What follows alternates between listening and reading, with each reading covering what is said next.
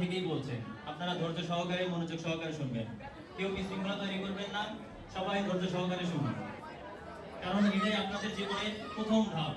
জীবনের যে একটা যুদ্ধ আছে, এটাই আপনাদের জীবনের প্রথম ধাপ, এটা থেকেই শুরু।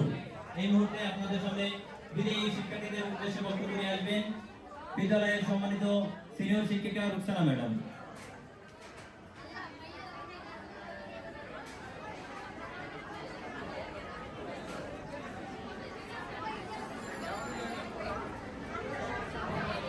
বিসমিল্লাহির রহমানির রহিম।